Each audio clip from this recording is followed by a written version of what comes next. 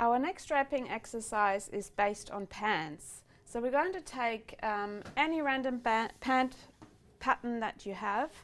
I've got the wide leg pants pattern, and what I've done is traced the crotch and then moved it up randomly. I'm not measuring it, and then just moving this out and adding to the length. And I did the same with this piece, and as you can see, this is much higher than here, so it's not being constructed as a pant as such. It's going to be based on a pant, just giving you ideas how to drape differently. And what I've done with that, moving up and out as well, making this larger. And then I've cut the pant, I've used the front, cut it out from the pattern piece, just made it a bit longer. So that's the original shape. So I've got basically 6 legs. I've got my front pant, the one that is from the block. I've got my wider one from the front. I use one of those. I'm going to put one aside. I'm going to stitch this up, not like a pant, but I'm making a cylinder from it, keeping this a random shape. Starting, once again, leaving the seam allowance, so don't start from all the way up there. You need to stop at or start from 1.2 down.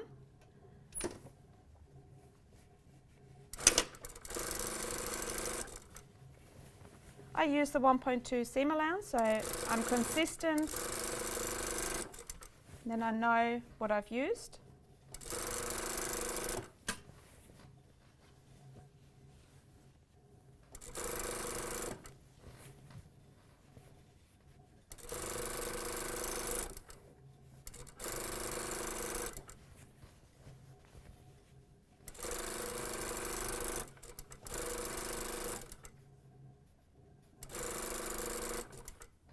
Stitching this all the way down. I take one of my back panels. I'm going to do the same thing.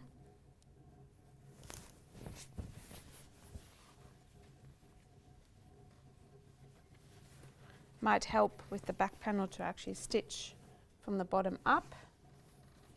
So I'm going to do it in this way.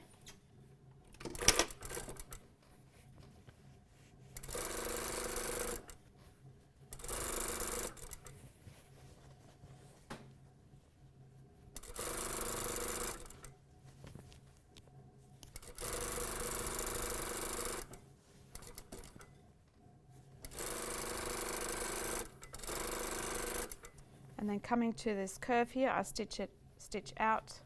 So I'm going to place this straight side onto this curve.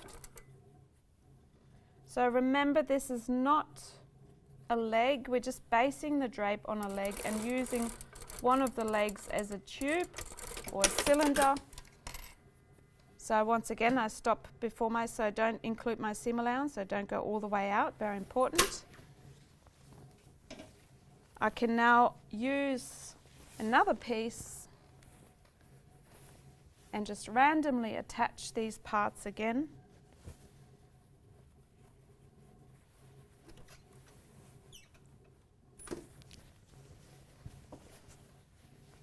This always makes me feel a little bit uncomfortable because I don't know what's going to happen. I don't know what this is going to look like, but I'm also excited because this is different.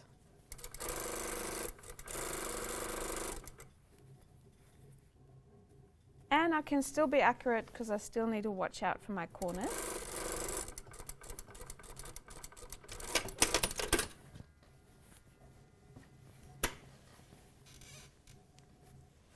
So we're going to do here, maybe we're going to,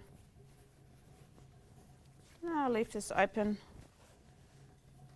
Maybe I want to clip in here again.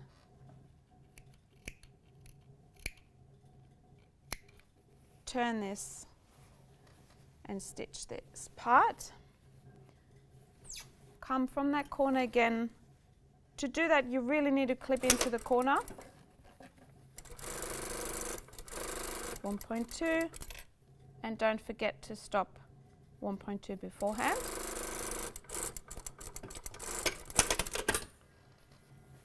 So that creates another point.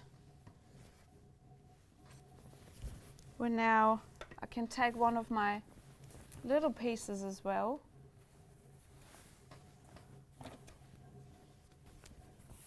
And I just randomly take this and attach it onto here, onto this crutch part. Line this point up.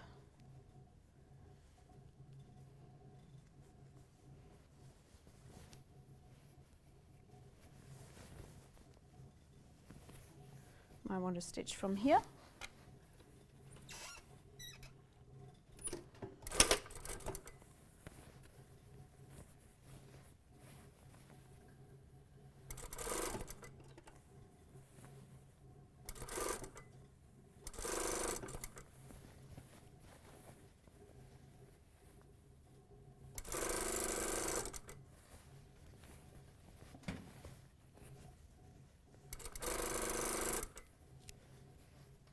Watching out for that point.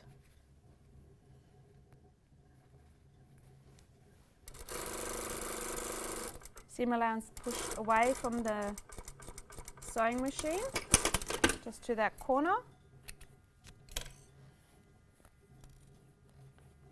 You can clip into here.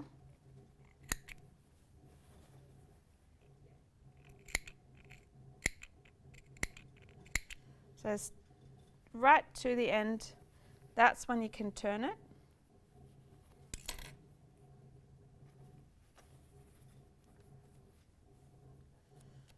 Going to stop 1.2 beforehand.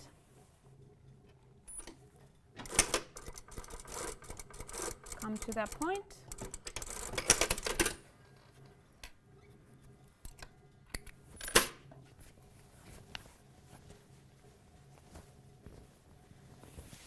Where are we? Maybe I'll attach another circle to this cylinder part. I'm going to attach that. I feel like,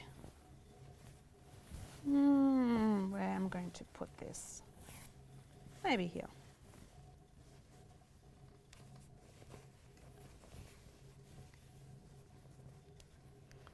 I might line this up for some fun. Only to this point.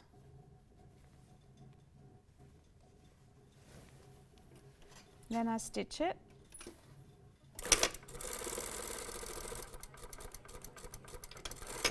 Back tack. Going to clip into. Let me just see, I might not even clip into this because this moves nicely, so I don't need to clip. Move the seam allowance away. Start from here.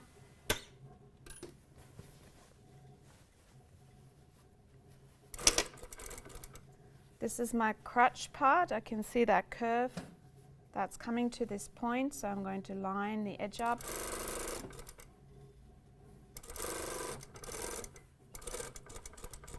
Come right to that corner again. Move the seam allowance away.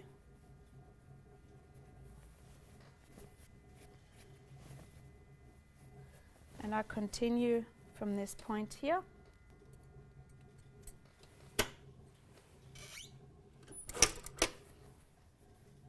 And remember, when you finish up the top here, you need to stop at 1.2 again. Very important for corner seams. Okay, so I'm going to take the pins out. Let me see where I'm at. Might attach another piece. Feel like attaching something here.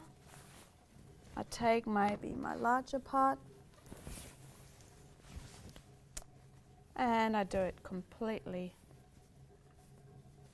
off somewhere along here. Don't go all the way out, start 1.2 in.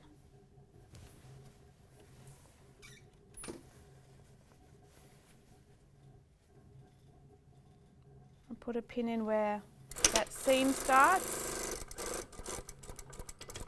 Back tack. I think I've just gone over the seam a little bit. Yep. Move the seam to the other end. And then start from here again.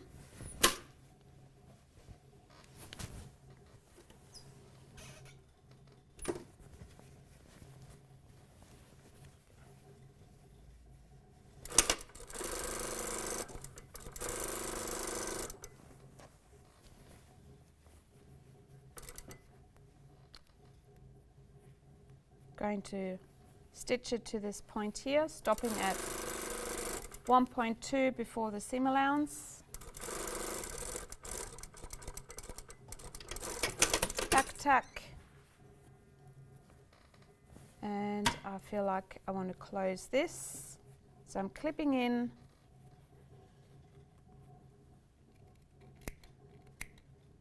To the corner. Allows me to turn.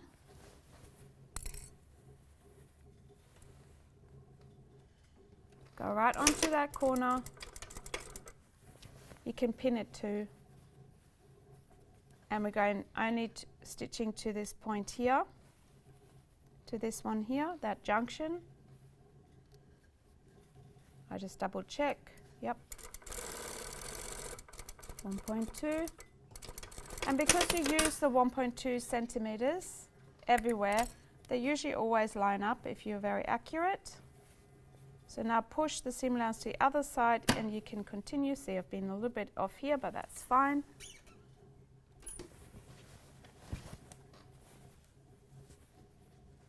And I'm going to attach this part.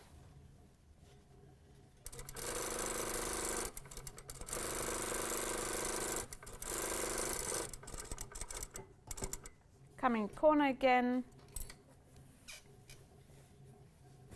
Underneath needs to be clipped now. You can back tack and see if you wanted to do that, or if we're happy to just checking out the drape now. Let's check it out first and we can always add more to it. As you can see, I've got the leg, the enlarged leg here and here. I've placed it onto a mannequin randomly. This is totally up to you where you continue with this. You can put one of these up there or a bit further down or across. Completely up to your design.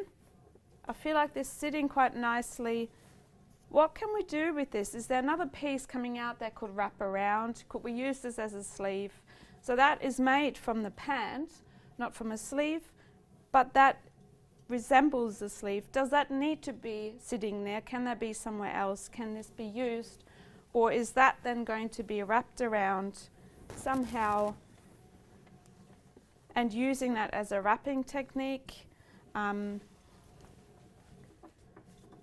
If we have another piece coming out from there, could that then be wrapped around?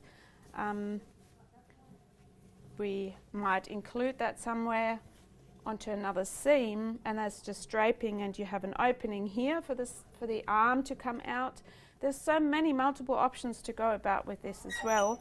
It just opens up another dimension, looking at different proportions, taking things from a different angle. So let's maybe move this that way. I feel like that kind of looks really nice. This way. Could this become a collar that becomes that goes to the front, almost like a kimono style? So many, many different ways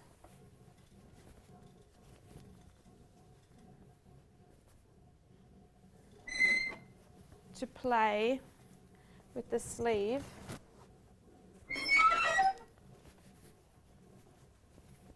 Maybe let's pin it like that. Let's go that way.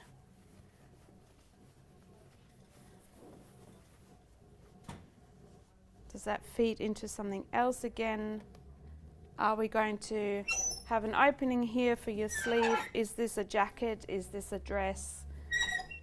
So it's endless possibilities. With any of these draping techniques, if you're stuck in any way, you can always refer back to any of these draping techniques and start with this. Marking these off, very simple. As long as you remember and give yourself enough time when you cut out your pant that you remember the size of the pant, what you've done, so you can always go back to it.